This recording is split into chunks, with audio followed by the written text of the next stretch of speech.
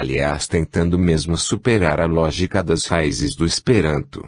Sempre haverá adeptos para novas línguas ou tentativas idiomáticas de finalidade internacional, mas, em face do progresso crescente da divulgação incessante do Esperanto, que já se encontra bastante favorecido pela facilidade que oferece ao povo mais simples, de aprendê-lo em poucos meses, esses movimentos linguísticos terminarão se cristalizando na forma de dialetos, embora com visíveis intenções de internacionalidade. Poderão contentar alguns grupos iniciáticos e também atrair as simpatias de alguns povos estudiosos, mas ainda serão insuficientes para corresponder à multiplicidade de exigências de todos os povos da Terra. Pergunta: já tivemos contato com alguns estudiosos que afirmam dever ser a língua atlante a mais alta expressão linguística de entendimento futuro entre os povos terrenos, tendo em vista sua grande importância espiritual, pois serviu em muitos templos religiosos do passado. Informaram-nos de que já existem mais de 12.000 vocábulos atlantes devidamente catalogados e traduzidos, para se atender às necessidades de um novo idioma internacional futuro, e que muito breve será conhecido ao mundo profano. Que dizeis a tal respeito? Ramatiz: se é por isso, então o sânscrito seria o idioma mais indicado, porquanto, além de conhecido há mais de 25.000 anos e ainda preservado nas escrituras sagradas dos hindus, é proveniente do ramo asiático das línguas arianas.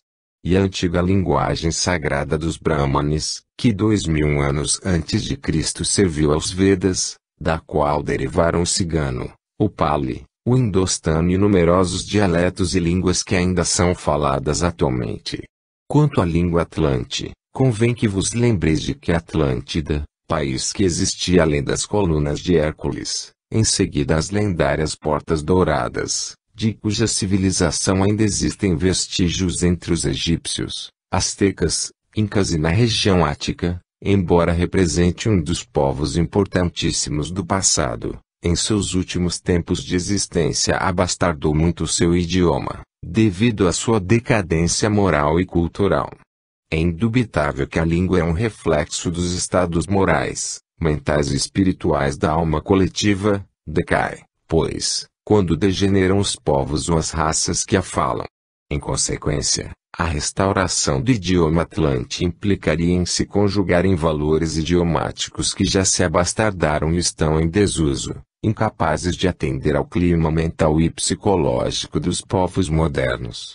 O homem do século XX necessita cada vez mais de um idioma que possa interpretar com fidelidade e em síntese vocabular a sua atual ligeireza de pensar. Esse idioma deve ser algo como um recurso verbal panorâmico, que agrupe grande quantidade de ideias sob reduzidas expressões gráficas ou sonoras. O vocabulário da língua atlante, embora tenha servido no passado a um povo de certo progresso espiritual e mental, é insuficiente para fazer a cobertura da multiplicidade de ideias e qualidades dos pensamentos modernos. Como rude exemplo, imaginai que um homem rejeitasse o avião para fotografar o panorama de uma região, preferindo para isso subir aos telhados das casas, obrigando-se a exaustivos esforços parcelados, para depois compor o quadro geral. O Esperanto, no século atual, é como a aeronave servindo ao intercâmbio entre os povos rápido, flexível e fácil. É um mecanismo verbal que atende com êxito à dinâmica mental da humanidade moderna. Evita ao homem um excessivo número de palavras para registrar cada ideia e fato, porque abrange muitos pensamentos heterogêneos sob inteligentes chaves verbais. Pergunta: quereis nos explicar melhor esse assunto? Ramatiz: a velocidade com que a humanidade pensa, no século XX, ultrapassa rapidamente a sua capacidade de empregar todos os vocábulos necessários para exprimir o total das ideias pensadas. Não é a possibilidade de se possuir um vocábulo específico e adequado, para expor cada ideia gerada no cérebro, o que realmente garante o êxito de qualquer idioma internacional, mas sim o uso de prefixos ou sufixos ajustados às raízes fundamentais de um idioma simples e flexível, como é o Esperanto, que há de solucionar essa crescente velocidade do pensamento do homem atual. Na conformidade do simbolismo do século atômico, o Esperanto é realmente o idioma que melhor se ajusta à vida de vossa humanidade, às suas regras e suas raízes fixas, idiomáticas e simples, prenunciam, também, a singeleza espiritual da vida futura do terrícola. Nenhuma outra língua poderá atender com toda precisão, e sem se deformar, a exigência de uma mesma pronúncia fonética em qualquer clima das relações humanas. O efeito claro de suas terminações, que indicam se o vocábulo é substantivo, adjetivo ou verbo no presente, no passado ou no futuro, torna o Esperanto a língua ideal para corresponder ao vulto das relações e exigências psicológicas sempre crescentes na Terra. O inevitável processo de entendimento telepático, que há de ser natural, no futuro, como consequência da evolução humana e da maior afinidade entre os homens, tem na parcimônia das palavras esperantistas um verdadeiro curso preparatório. Assim, enquanto se pretende criar idiomas internacionais sobrecarregados de vocábulos, que hão de continuar a se exaurir mentalmente, devido à excessiva memorização de tantas palavras, a base do Esperanto constitui-se sensatamente de mais ou menos um milheiro de vocábulos fáceis e adaptáveis a essa multiplicidade do pensar moderno, sem que precise socorrer-se de quaisquer idiomas estranhos, que depois lhe acarretem excrescências ou adoção de neologismos antipáticos. Ainda que, para se atender à terminologia científica, técnica ou outra qualquer, se adicionem ao Esperanto novas palavras que mereçam a sua incorporação ao idioma, elas não perturbarão a sua função principal, visto que não influirão nas suas bases e regras imutáveis, absolutamente imunes à saturação vocabular. Aliás, isso não seria possível de se evitar em qualquer idioma internacional que, de início, já tivesse suas bases constituídas de mais de 12.000 vocábulos, a caminho da mesma saturação verbal própria das línguas complicadas. A atual propensão humana é a da síntese, e a da redução, portanto, das longas digressões oratórias, para se servir apenas de chaves verbais que sejam rapidamente entendíveis pela associação de ideias e pelo ajuste telepático cada vez mais consagrado pela tradição verbal. Pergunta: poderíeis nos dar uma ideia mais clara dessa redução de vocábulos, que pode definir muitas ideias e favorecer um processo de rápido ajustamento telepático? Ramatiz: a complexidade e o dinamismo da vida terrena, no atual século XX, fazem com que vivais num lustre aquilo que vossos avoengos não puderam viver em uma centena de anos.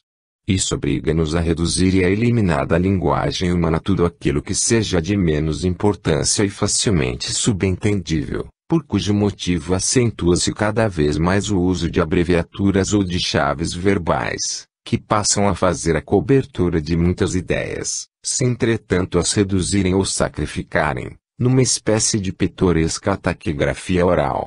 Mesmo reduzida a quantidade de vocábulos, não se perde a multiplicidade de ideias que, por esse sistema, ficam resumidas no falar ou no escrever.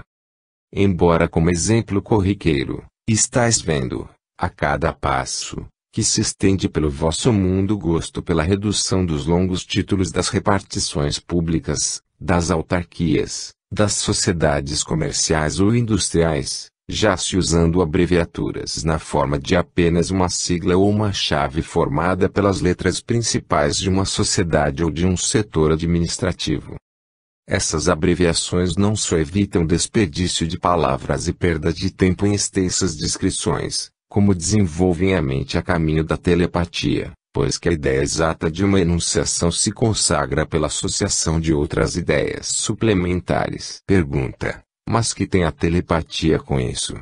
Ramatiz: quando se pronunciam tais abreviaturas ou convenções verbalísticas, ocorre um despertamento telepático, e então as ideias se associam velozmente, sem necessidade do emprego de muitos vocábulos para se dizer o que se quer.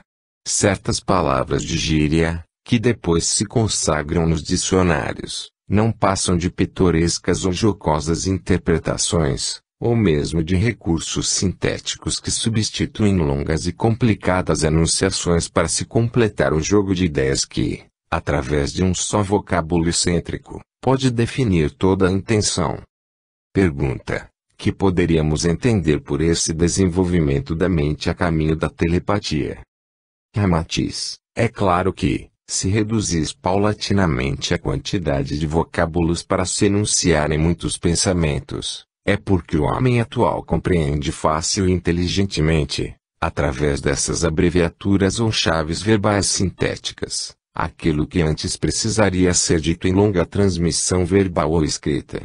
Evidentemente, isso se deve à natural sensibilidade intuitiva e telepática da humanidade do século atômico, cujo desenvolvimento mental, sob os métodos da pedagogia moderna, já substitui com êxito o antigo processo de se memorizar e repetir exaustivamente grande quantidade de palavras.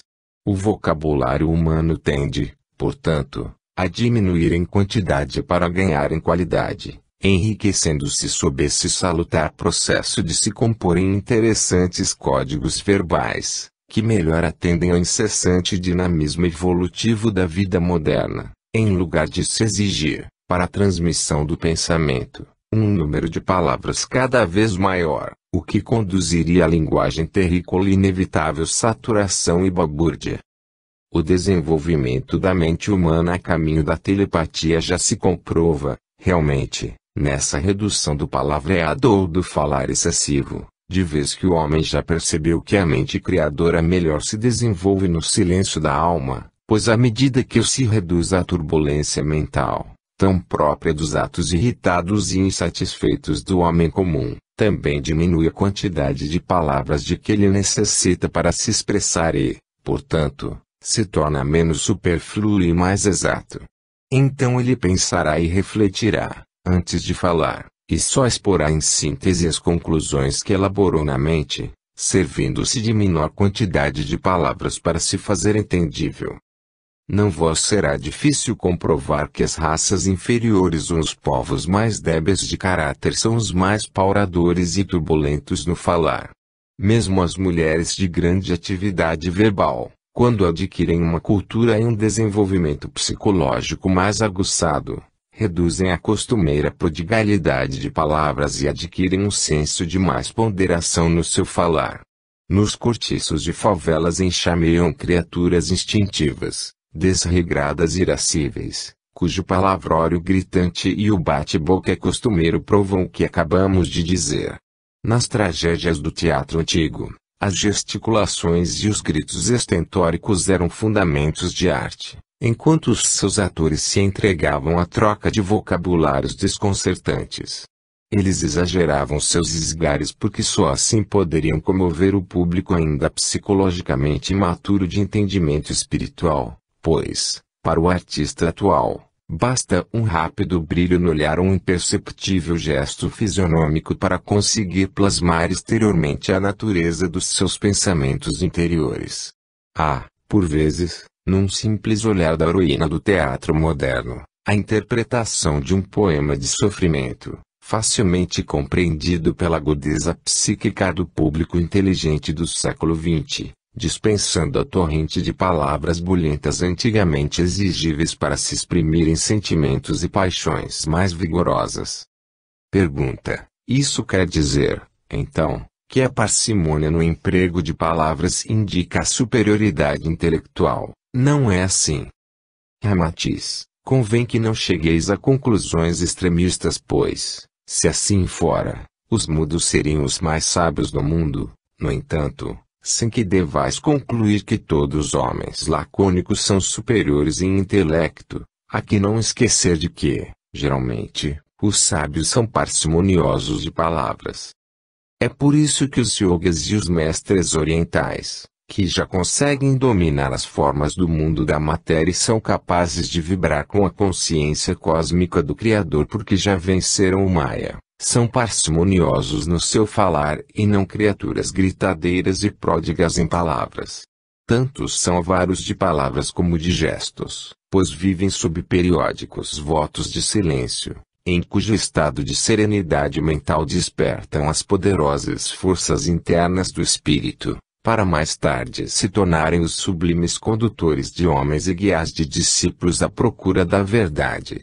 Falam por monossílabos e melhor são compreendidos através do olhar límpido e expressivo. Recordam-nos Jesus, que fitava serenamente os seus contraditores e algozes, enquanto que os seus mais sublimes e eternos ensinamentos legados à humanidade se resumiam em meia dúzia de palavras, como as da divina máxima do ama ao próximo como a ti mesmo.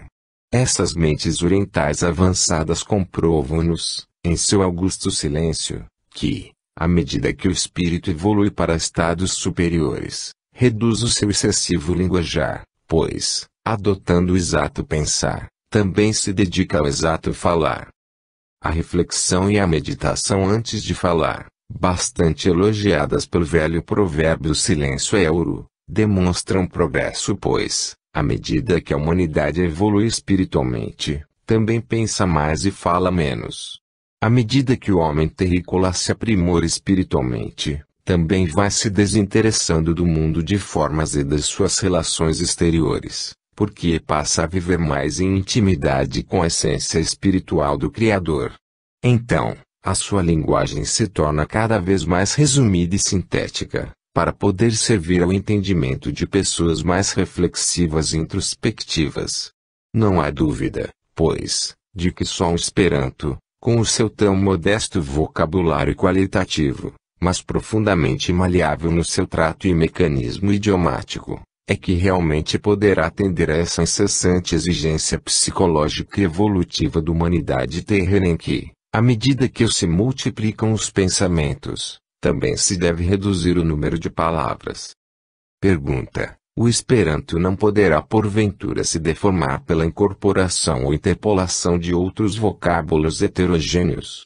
Quando cultivado por outros povos, não poderá se acrescer de neologismos impróprios ao seu linguajar neutro e internacional, devido a certos costumes e necessidades características desses povos, a ponto de se tornar cheio de excrescências idiomáticas. Ramatiz: esses detalhes já foram previstos no espaço, tendo sido alvo de rigorosos estudos e acuradas experimentações.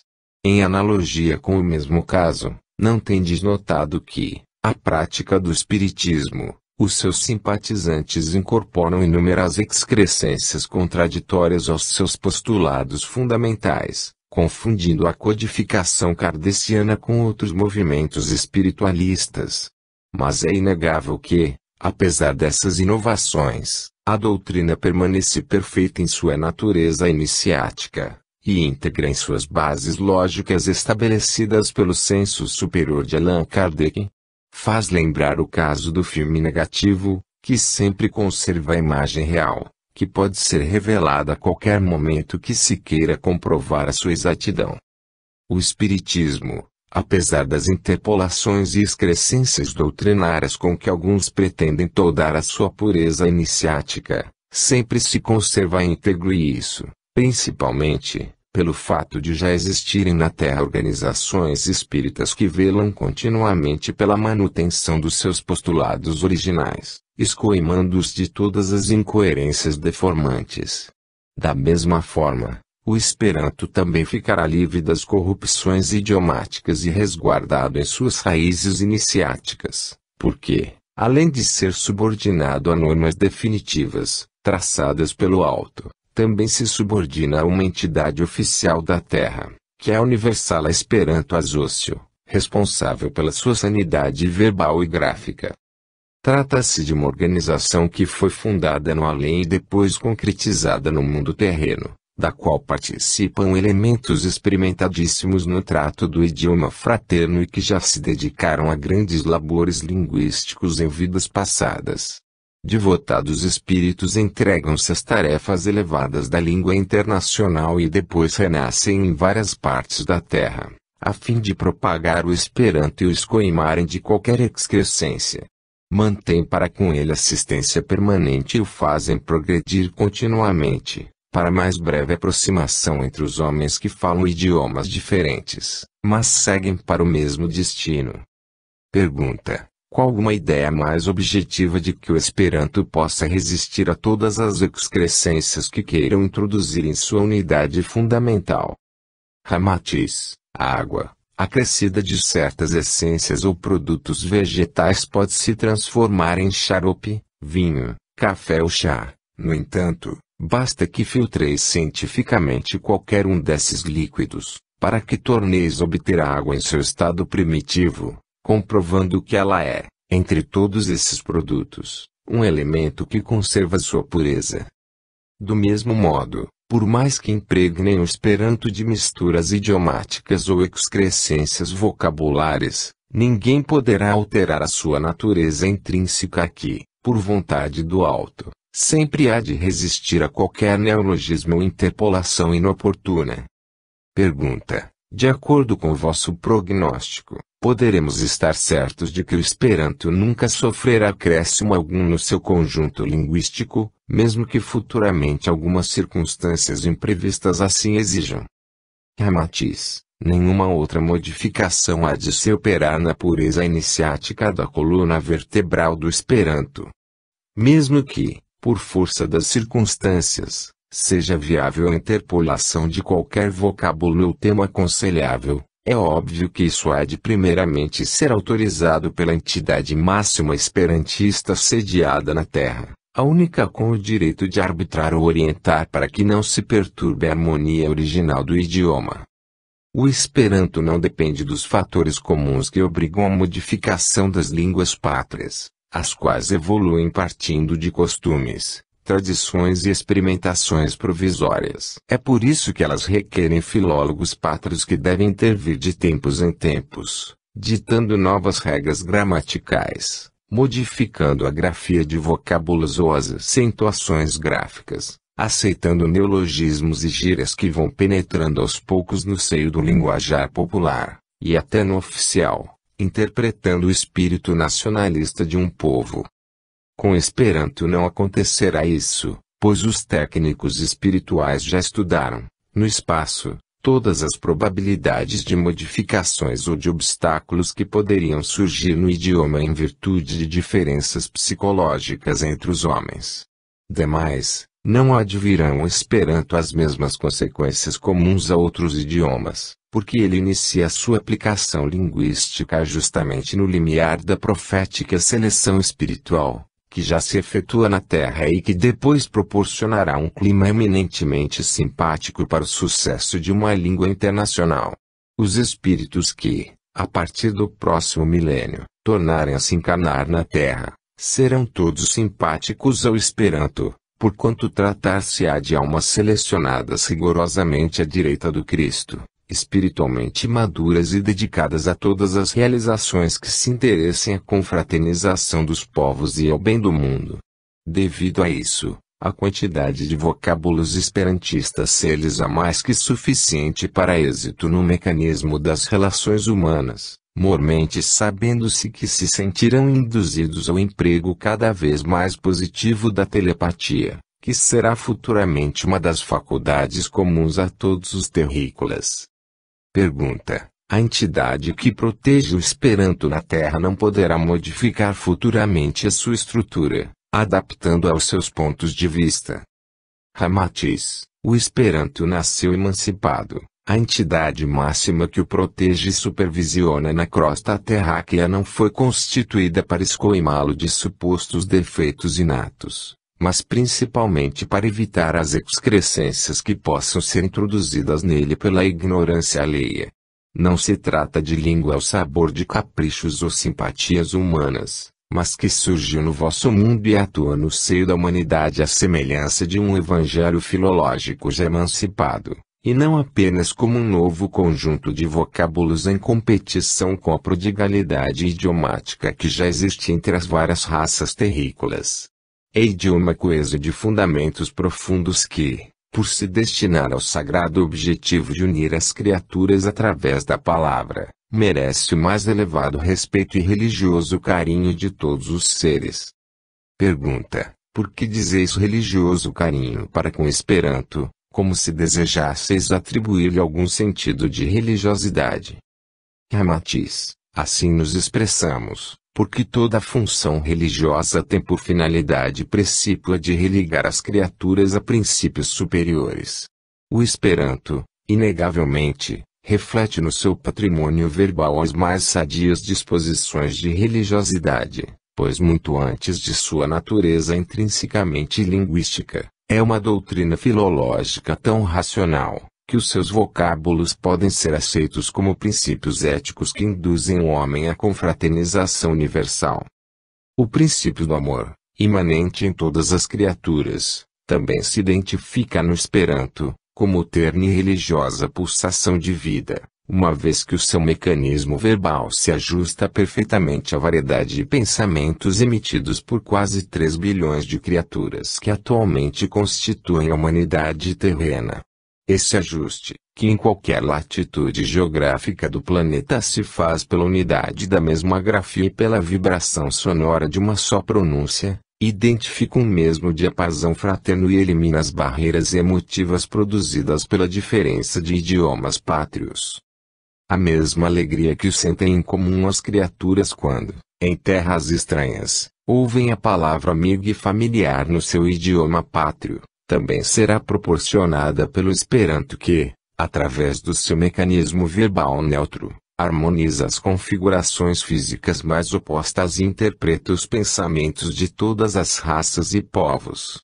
É indiscutível que ele acelera a fusão espiritual entre os seres, porque elimina a desconfiança mútua, muito comum entre os estranhos separados por idiomas adversos, assim como aviva-lhes a comunicabilidade e aumenta-lhes o júbilo recíproco. Mesmo que se lhe acrescentem novos vocábulos, exigíveis pela evolução do homem, não sofrerá nenhuma deformidade, porquanto não é propriamente um novo idioma, mas indubitavelmente uma doutrina idiomática universal. Pergunta: na suposição de ocorrerem algumas modificações no Esperanto, quais seriam elas?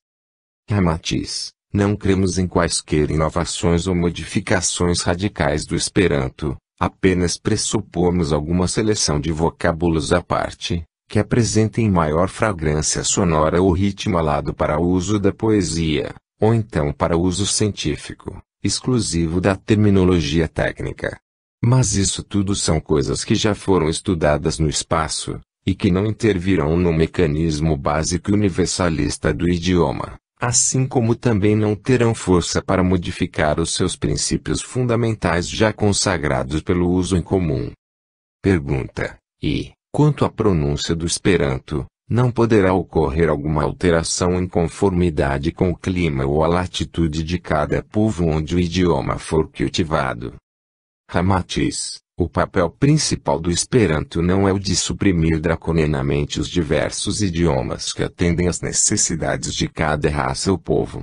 No futuro, por efeito de progressivo aprimoramento espiritual, os homens terão extinguido todas as barreiras nacionalistas e viverão em comarcas supervisionadas para um governo único, por cujo motivo servir-se-ão de um só idioma internacional, tal como acontece em Marte e noutros planetas avançados. Inegavelmente, o Esperanto está predestinado a ser futuramente falado por todos os povos do orbe terráqueo, por cujo motivo nenhuma outra língua poderá superá-lo, quer em sua origem superior, quer na sua divulgação. Ele já obteve a consagração de que necessitava para seu completo êxito futuro, como realmente o predestinaram os mentores siderais da Terra.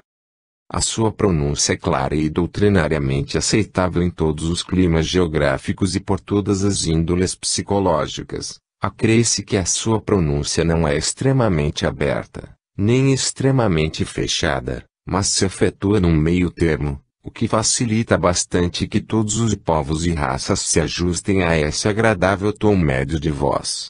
A língua esperantista ainda será uma lei absoluta entre todos os povos terrestres e uma norma definitiva em qualquer quadrante do globo. Lembra a linguagem sacra, exclusiva dos sacerdotes, que a cultivam nos seus ofícios religiosos, em todos os países, sem que se deforme ou seja repudiada. Capítulo 12. Os mantras e a língua Esperanto. Esclarecimentos de Ramatiz. Pergunta: Certa entidade espiritual disse que o Esperanto é um idioma cujas palavras podem se transformar em mantras, ao passo que entendidos dessa ciência nos afirmam que o idioma esperantista é tão somente fonético, sem qualquer efeito esotérico. Ramatiz, indubitavelmente, os mantras, tão familiares aos yogas, são peças idiomáticas sagradas que, pela harmonia de sílabas ou letras, quando pronunciadas em sua pureza iniciática, despertam no psiquismo e no organismo físico do homem um energismo incomum e proporciona estados de desprendimento e euforia espiritual.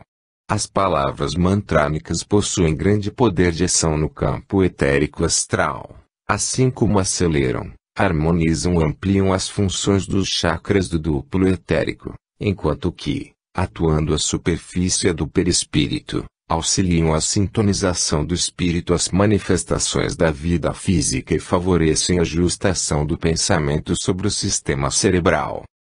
Que importa dizer que o Esperanto é um idioma tão somente fonético, quando seus vocábulos também são harmoniosas combinações de letras, que soam dentro de um tom puro e harmônico.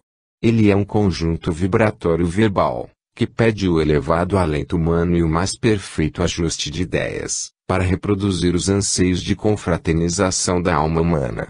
Não é apenas uma linguagem de interpretação momentânea, mas a mensagem de poderosa aproximação espiritual entre os homens, por cujo motivo possui em sua intimidade uma extraordinária força esotérica, que dificilmente encontrarias no idioma mais complexo ou na mais severa linguagem religiosa.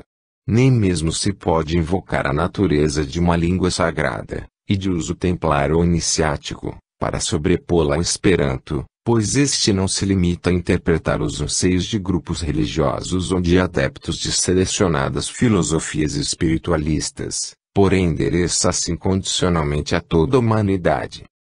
Pergunta: os que nos disseram que o Esperanto não possui força mantrânica afirmam que isso se dá por se tratar de um idioma muito superficial.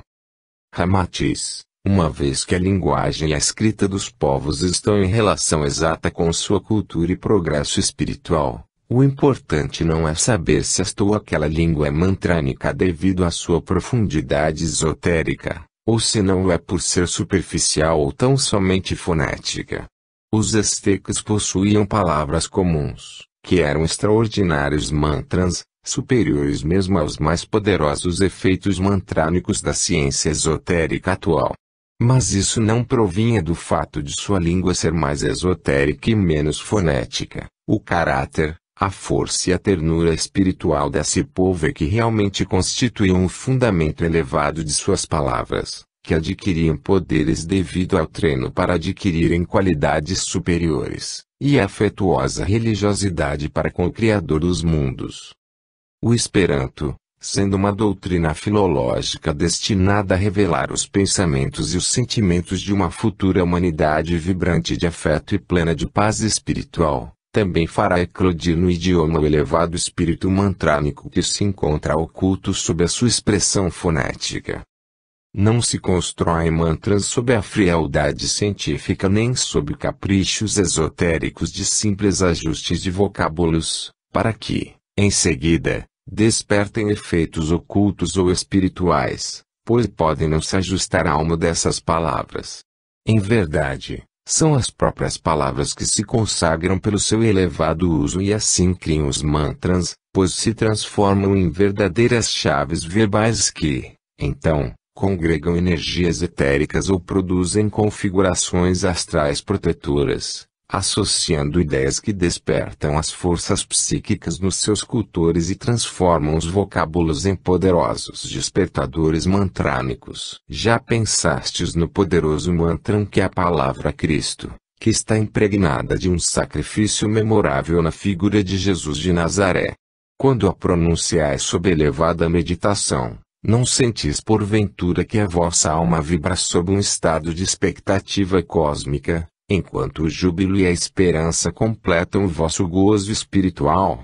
Os cristãos que se deixavam trucidar nos circos romanos, a simples exclamação de Ave Cristo, aliciavam forças tão poderosas, que muitos desencanavam anestesiados por semelhantes energias.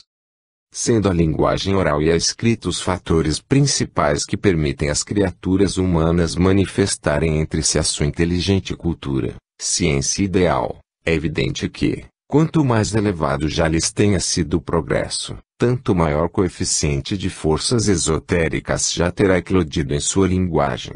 Existe poderosa força oculta na palavra que, sabiamente falada, tanto pode construir como aniquilar. Há nela, também, certa musicalidade que, acionada progressivamente, pode alcançar a intimidade atômica da matéria e alterar-lhe a coesão íntima.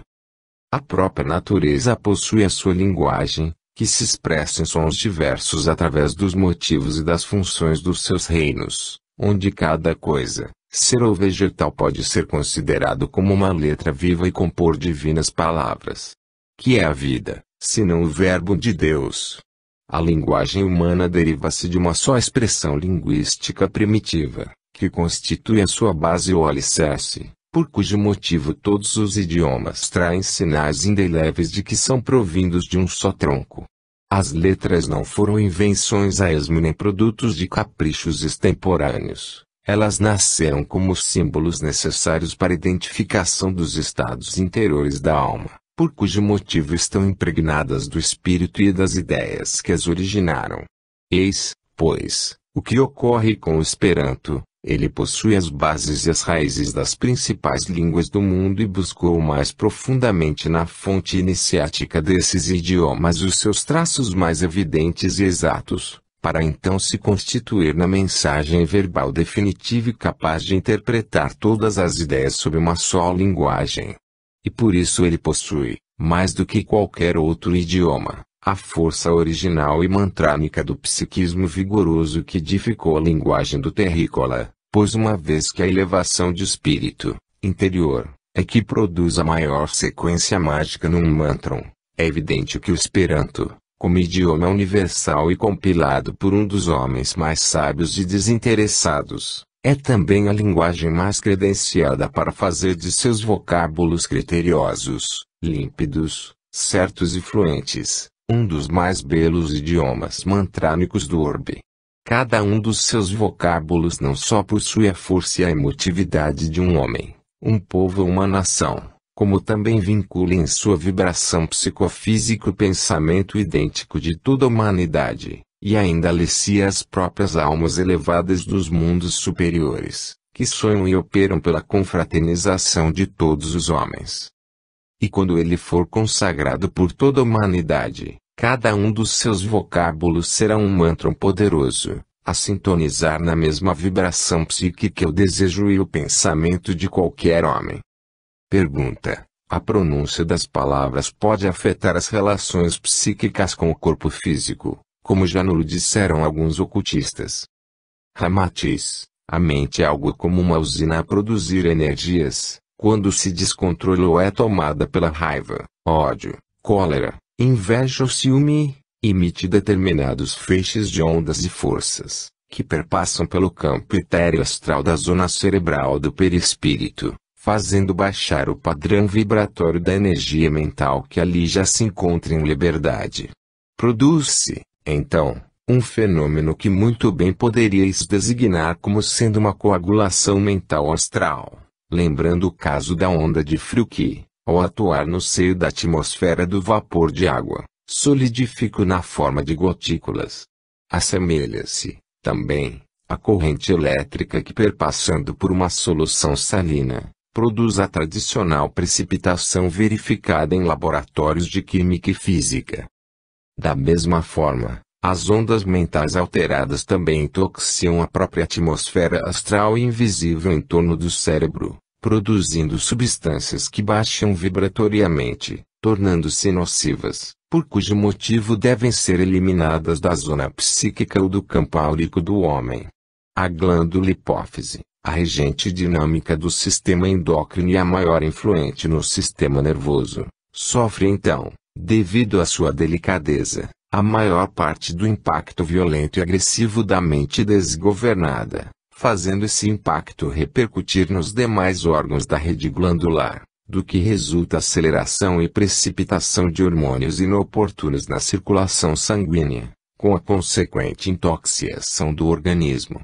A natureza, orientada pelo senso divino, expulsa a carga inoportuna para o mundo exterior, através das vias emunctórias do corpo, como sejam os rins, intestinos e pele. Daí se verificar a miúde, que as criaturas mais violentas, coléricas, irritáveis, pessimistas ou ciumentas são vítimas quase sempre de alergias inespecíficas, urticárias, nefrites, eczemas neurohepáticos, surtos de disenteria ou hemorroidas, como frutos dos desequilíbrios mentais e descontroles psíquicos. Os hipocondríacos, por exemplo, vivem num infeliz círculo vicioso. Quando o fígado enferma, altera-se o seu psiquismo, e quando este se desarmoniza, são eles que enfermam o fígado. É óbvio, pois, que, sendo as palavras irascíveis o instrumento que interpreta as emoções desequilibradas ou violências mentais, devem produzir visíveis modificações orgânicas, como chaves do psiquismo desequilibrado, assim como as palavras desarmônicas por natureza exigem esforços à parte, para serem pronunciadas, enquanto outras associam estados enfermiços e fazem abater o ânimo espiritual, influindo no físico. Quando louvais o próximo com palavras de amor ou de paz, elas despertam estados de afetividade, otimismo e esperança, o que já não sucede se as expressões forem de ódio ou de rancor. As palavras despertam ideias e produzem estados emotivos diferentes. No homem, repetimo-vos, são chaves verbais que vos alteram ao ouvi-las ou ao pronunciá-las, ocorrendo então consequências também diferentes no psiquismo e, consequentemente, no corpo físico. Pergunta: podeis dizer-nos mais alguma coisa interessante sobre este assunto?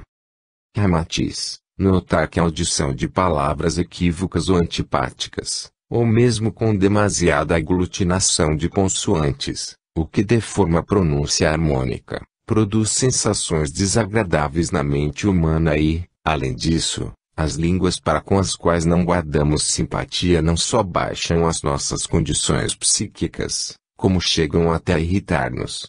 Assim como um indivíduo de raça latina pode antipatizar com o idioma eslavo ou árabe e se aborrecer ou fatigar-se ao pensar em ouvi-lo, também um cidadão eslavo ou árabe poderá sentir idêntica antipatia para com as línguas latinas.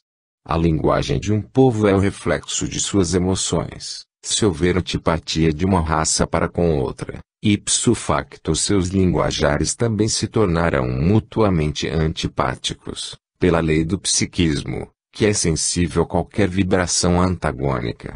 Há dialetos aldeônicos de tal atropelo de palavras e atrito de sons heterogêneos que, se pronunciados por criaturas habituadas à fluência e à pureza de certos idiomas fidalgos, parecer-lhes-á que estão mastigando calhaus em lugar de fazerem fluir vocábulos. Conforme já dissemos, há palavras que, se pudessem ser analisadas sob avançada instrumentação de laboratório, dar-vos-iam a certeza de que certas combinações lexicológicas chegam a influir na temperatura e na circulação do corpo humano. Cada uma das letras do alfabeto repercute pelo vosso corpo em zonas distintas, se ao pronunciá-las puderdes auscultá-las mentalmente. Apenas pensando nelas podeis sentir o seu efeito. O I, por exemplo, quando se pensa nele, repercute no alto da cabeça, porque é o símbolo vertical da união psíquica com o chakra coronário. O K soa mentalmente no centro da garganta, repercutindo na região do chakra laríngeo. O Li tende a ressoar no ventre, na região do plexo abdominal, onde se situam o chakra esplênico e o genésico, como um vocábulo cuja forma lembra a sustentação, em suas hastes, repercutindo exatamente à altura do grande nervo simpático, onde se apoia o corpo astral. Eis porque Jesus, que, além de sublime anjo, era genial cientista, podia usar tão bem a palavra e empregar o seu poder miraculoso sobre os povos, utilizando-a como poderoso dínamo criador de energias espirituais e produzindo os extraordinários fenômenos que o vulgo classificava de sublimes milagres. Entretanto, há um gasto contínuo de energias, desde o pensar até o falar, que se influenciam reciprocamente e dependem da quantidade e da qualidade dos vocábulos que sejam pronunciados pela criatura humana. E o Esperanto, como idioma destinado a um tipo biológico e humano superior, foi alvo das mais exigentes análises e observações, a fim de que, em sua aplicação quantitativa humana, não se turvasse a sua essência qualitativa espiritual, que é exigível para corresponder às solicitações da aprimorada mente humana do próximo milênio. Pergunta: podeis nos oferecer um exemplo capaz de dar uma ideia mais aproximada das disposições mentais e psíquicas que, segundo nos dizem os espíritos, muito influem na manifestação da linguagem? Ramatiz: a perfeita correlação entre o falar e o pensar, assim como no dispêndio de energias entre a intenção subjetiva da ação e a produção de sons físicos da linguagem. As raças recalcadas, introspectivas e desconfiadas, protegem-se com seus idiomas ricos de monossílabos e restrições. A astúcia, a agudeza ou capciosidade de certos povos nômades refletem-se no seu próprio modo de falar por circunlóquios, interrogações esquisitas e repletas de sofismas. Enquanto um povo jovial, despreocupado e comunicativo, fala de modo claro e desinteressado da crítica exterior, os de outras raças mais capciosas, no dizer do senso comum, falam por entre os dentes. Muito grande ainda é a diferença psicológica entre o falar de um latino e o do eslavo, ou entre o de um zulu e o de um parisiense. Cada povo revela através de sua língua o dialeto, com maior ou menor dispêndio de energias magnéticas, os estados psicológicos de sua própria reação ao mundo exterior e de seu entendimento íntimo espiritual. As raças parcimoniosas também são avaras no falar, enquanto que as pródigas se atropelam no seu vocabulário dispendioso e se fatigam na exagerada articulação. Do mesmo modo, a enorme diferença de gasto de energia vital e de esforço mental ao se pronunciar uma vogal ou uma consoante. Nas vogais, é suficiente apenas o fluir do ar pelos pulmões para que os sons se produzam e se modifiquem conforme o simples mover dos lábios. No entanto, as consoantes sempre exigem movimentos mais vigorosos do aparelhamento de fonação, conforme seja sua pronúncia mais gutural, nasal ou, então, um misto de ambas. Para a pronúncia das consoantes, torna-se necessário abrir as cordas vocais com vigor, as quais, ao se unirem novamente, produzem os sons consonantais característicos, mas é evidente que, em regra, trata-se de um produto sonoro desarmônico, resultante mais do conflito vocal do que propriamente da singeleza harmônica, coisa que só é possível obter-se na pronúncia da vogal. É por isso que as consoantes, por si mesmas, não proporcionam exteriorização da linguagem humana. Esta só se obtém pela união acertada das consoantes com as vogais. As consoantes não apresentam tons agradáveis, sonoros e flexíveis, mas apenas ruídos secos, sons abafados e recortados, que só se harmonizam em agradável mensagem sonora quando devidamente apoiada sobre a singeleza e fluência das vogais. E ainda se devem levar em conta as diferenças que existem entre as próprias consoantes entre si. Pergunta: gostaríamos que nos indicasseis algumas das diferenças entre as próprias consoantes, a fim de melhor apreciarmos os vocábulos da língua Esperanto. Não estaremos exorbitando o assunto. Ramatiz: há profunda diferença de pronúncia, combinação, ajuste respiratório ou graduação tonal entre um K e um M, enquanto o K se forma principalmente dentro da garganta, num tom gutural seco. Podeis comprovar a produção excessivamente nasal do M, ou a tonalidade arfante do F durante o processo da linguagem ou do idioma de cada povo. É claro, portanto, que a maior quantidade de consoantes, em seus grupos respectivos, também exige maior ou menor dispêndio de energias vitais, variando tanto na proporção de cada agrupamento consonantal, como na exigência de movimentos fisionômicos, labiais e características da fonação. É tal a influência da predominância das consoantes, que, em uma longa oração pronunciada em voz alta e muito sobrecarregada de consoantes, mesmo que feita por exímio orador, elas chegam a provocar movimentos imperceptíveis e leves contorções fisionômicas em certos ouvintes, pois há perfeita ligação e relação entre o ouvido e os lábios humanos. Existem pessoas que só podem ouvir certas palavras, frases ou melodias, movendo os lábios, como a reproduzir nestes, forçadamente, o impulso vigoroso da palavra ouvida. Muito curandeiro, mago, ou homem de milagres que, através de suas palavras, tem se servido desse segredo, levanta paralíticos, desata músculos entorpecidos ou transforma um covarde em um herói. A linguagem provoca inúmeras movimentações energéticas no organismo humano, embora isso passe despercebido ao homem comum.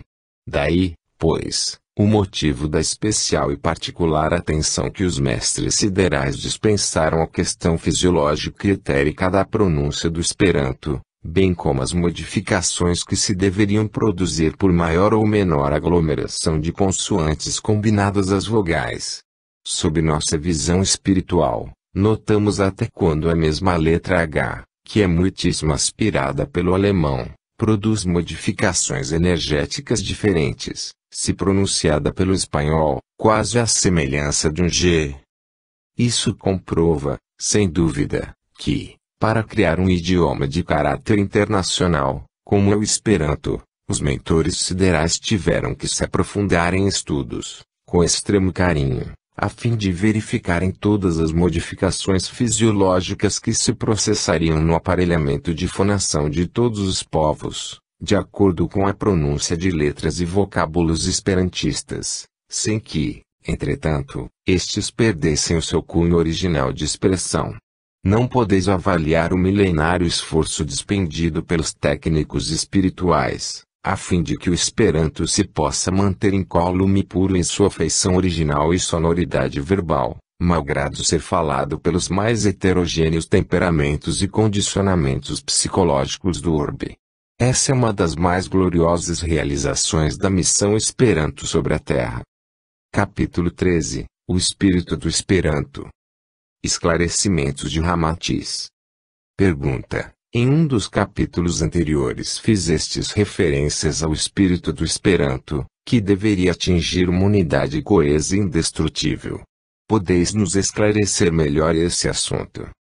Ramatiz: referimos-nos à essência íntima do Esperanto, ou ao seu fator intrínseco, que é consequência de ação diretora espiritual que o vem disciplinando desde longo tempo.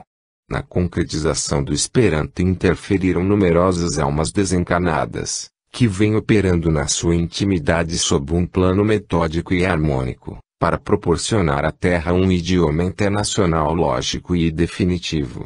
Houve, pois, uma verdadeira liga espiritual, que lhe deu unidade e direção evolutiva, assim como a coesão molecular do vosso corpo físico depende da direção do vosso espírito. Sob essa equipe espiritual permanece uma vontade, ou um pensamento diretor, que coordena o objetivo verbal fraternista do Esperanto no seio da própria mente divina, em face de sua importância como mensagem de entendimento internacional entre os terrícolas. Sendo superior a qualquer outro idioma terreno, existe em sua intimidade verbalística um fundamento psíquico, que coordena a sua harmonia central e a sua armadura interior, como se fora vigorosas colunas de aço a sustentarem os mais variados fragmentos de estilos arquitetônicos. Há no idioma Esperanto uma qualidade de natureza eletiva, à semelhança do que acontece com a homeopatia quando certos enfermos se revelam acentuadamente eletivos para suas doses infinitesimais e curam-se imediatamente. Essa disposição de eletividade esperantista faz com que os seus cultores e intérpretes sejam aqueles que se elegem para o cultivo da língua, procurando a mais comum efeito de simpatia psíquica e necessidade decorrente de sua própria evolução espiritual.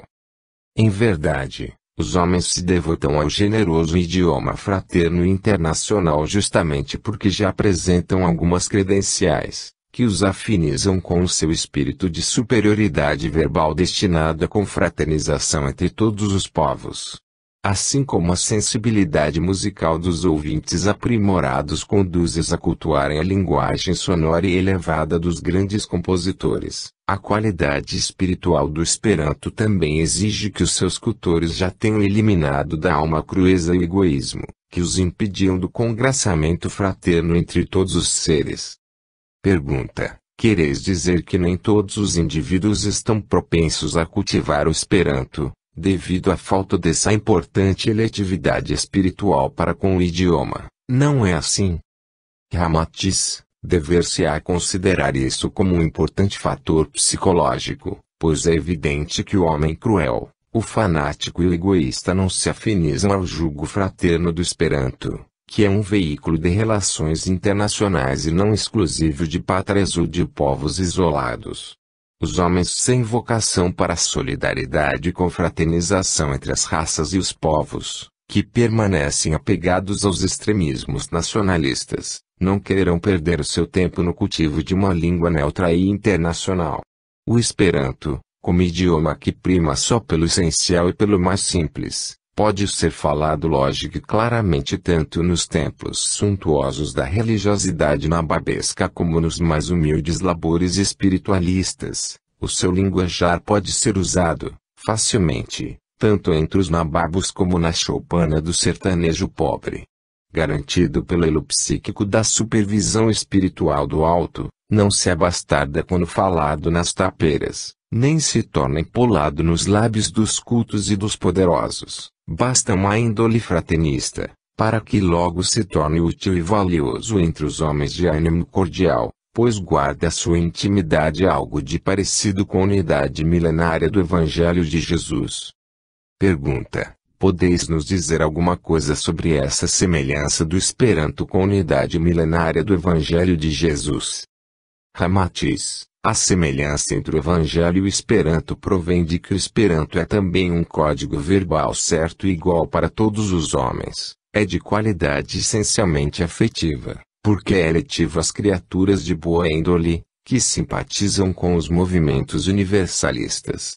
A sua mensagem messiânica está acima das orgulhosas barreiras raciais e dos patriotismos exagerados. É um admirável multiplicador de frequência verbal confraternizadora entre todos os povos da Terra, concorrendo para que os sentimentos racistas se adoçem através de um mesmo entendimento idiomático.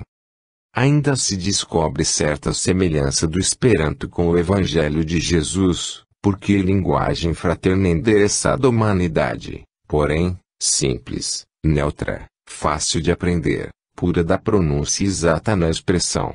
Em sua essência íntima transparece algo do sacrifício, humildade e ternura de Zamenhof, que o impregnou de sua verdadeira santidade e fortaleceu a sua unidade espiritual.